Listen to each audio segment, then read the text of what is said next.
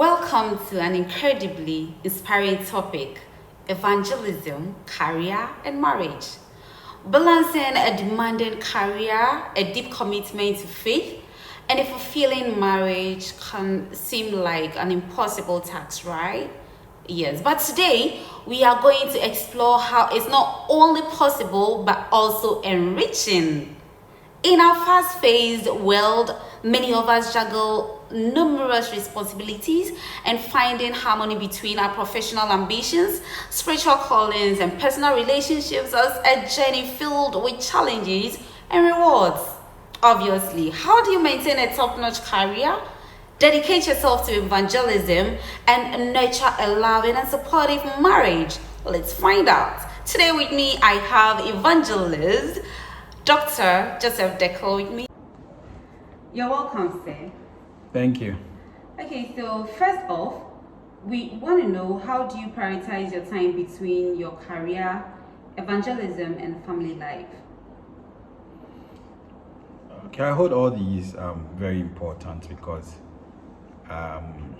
as Bible says that a false balance is against the Lord. The Lord doesn't like us to live a false balanced life. That is, you can't be satisfying one side of your life and then be deficient in other areas. So I hold all important, and I try to do my best to make sure I satisfy all these three areas of my life. Yes. Okay, and what are some of the challenges you face in balancing these three aspects?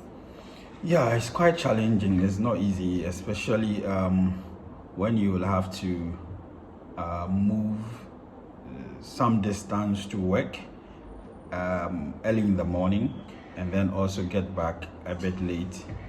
So it's quite challenging as far as time is concerned. However, I do my best, as in try to get home early sometimes. And if I get home early and then the kids are awake, we spend some time together before they go to bed. However, if that doesn't happen, then over the weekend, I make it a point to spend some time with the family, where we interact, we crack jokes, and then we eat together. I normally like us sit together to eat. So that's the way I try to balance such. And sometimes after work, if I'm not too late, I go to church if there's a church program, and make sure that I participate in all activities of the church. Yes. And I work, as the day has begun, definitely man need to be working and productive. So I give off my best at my workplace. Yes. Okay. Well, next off, how do you maintain a supportive and understanding relationship with your spouse amidst your busy schedule? I think you touched on it earlier, but if you can elaborate on it, it's very good. Yes, it's not so easy. Yes, had it been that my workplace is close to my residence, it would have been so easy, because then we will have more time to spend together. But she's that woman who doesn't sleep early. She will always wait till I get home before she goes to bed. And normally, just when I get home, women, she will start with a usual, how was your day? And that leads us to many talks. And then we do crack jokes late in the night. That's nice. Yeah, she has my phone. I take hers sometimes.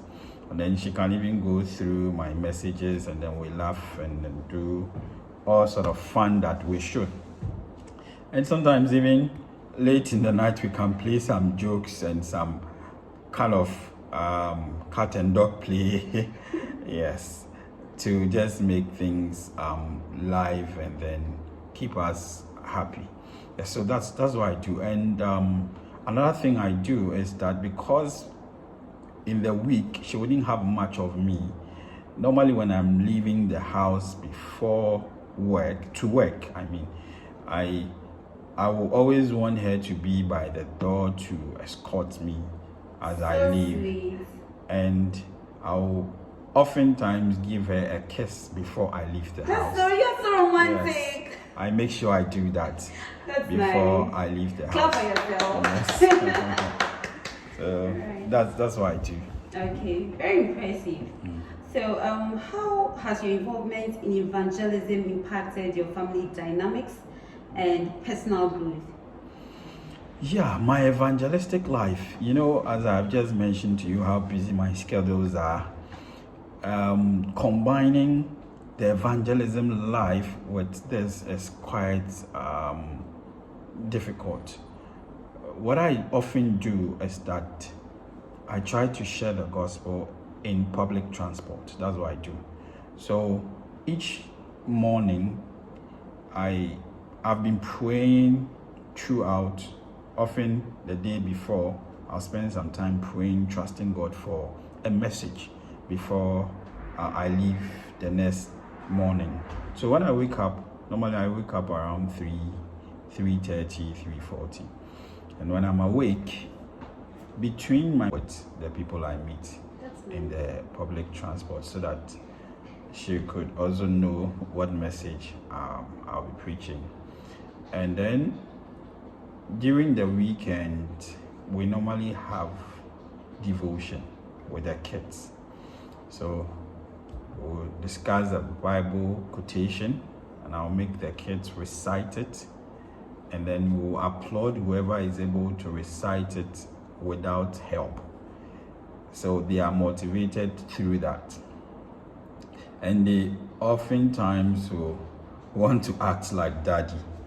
Okay. Aww. And my wife will also want to act like me and then try to also see if she could stand and then minister. So there are times that I get home and she had also prepared a sermon and she will want to share with me. So I listen, and then if there are some additions I want to do or some corrections, then we do it together. So that life had gotten to them, and I see that it has impacted them positively. They all desire to be in that position where they could also speak to other people for them to know Jesus. Yes. Your family must be very spiritual then. Yeah, it's a Christian home, so we do things. We try to do things by the grace and the help of the Lord to do as the Lord instructs us to. Yes. Okay, so to the final thing we want to know, can you share some tips for keeping a harmonious and organized home environment? Some tips. Amidst this. Yes. Okay. For career, evangelism, and family life. Yes. As I started, I mentioned that the Lord is not happy with one who lives a false balanced life. If you are not able to satisfy all this, especially as a man or even a woman who has a home that you are managing, then there will be problems. And once any of these three has a challenge, it will start impacting the other two. And before you know it, you might fail in all areas. So what I normally advise is, if your time is so tight, you are busy. In my case, I mentioned that to have that good time with my spouse, my wife, what I do is, when I'm leaving, I leave her a message. That message is either a peg on her cheek or a kiss. So that remains with her. Okay, sometimes it's one of the ways by which I do settle misunderstanding that may have happened the day before. And then also at work, I do my best to deliver, because like I said, if you are lopsided, then it will create a lot of problems for you. Then with the church activities, I do well to partake in all programs. As long as I get to my church earlier before closing, I try to pass by. There are times that even online, my church is such that we normally will activate the online for those who are not on the church premises to join the service. So on my transit to work, to the house after work, I always try to join such time. So you have to draw a plan, balance yourself, make sure that you satisfy all these areas, and then have the Bible on your phone so that it will not always be social media with other activities. Rather, you have some time as well with your Bible on your phone. And then weekends, when you are not at work, advise that you spend some time with the family. Text them, create meeting time, ask everyone, how was your day, how did the day go? Let the kids say something, and your wife will also say something. And amazingly, the kids, when you ask them even business ideas, I tried it with them and they shared wonderful ideas on business that amazed me. Wow. So I think that if the youth of today take up some of these, it will help them live a balanced life. Yes. Thank you. This brings us to the second segment of our tidbits with Mr. Deckel today. And then I will need you to continue these statements. The first, as fast as possible. Now, the first one. What is good for the goose? It's good for... Maybe you have to end it. No, come again. It's actually 2 chances. What is good for the goose? It's good for the ganja. Ganja? No, I in fact, I don't know what to say. Okay. What is good for the goose is good for the ganda. Ganda. Yes. Yes. Okay, so the second one, a stage in time saves 9. Yes. All right, and the final one, journey of 1,000 miles Begins with the first step. You are correct. So this brings us to the end of the tidbits with Mr. Deckel. Would you say something to our viewers?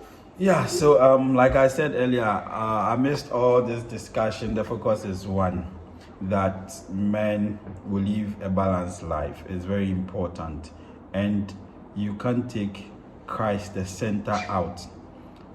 He is the one that influences every aspect of our life, and God, who gave us breath, is the one that we always have to follow. So no matter the challenges you go through, once you go back to your maker, he knows you and he sees ahead, which you do not. So once you consult him, he is able to help you. So that is what I want to leave everyone with. Let's remain prayerful and then hold Jesus tight. Never leave him. Thank you. All right. Thank you very much, Mr. Deckel. Thanks for coming. Thank you too.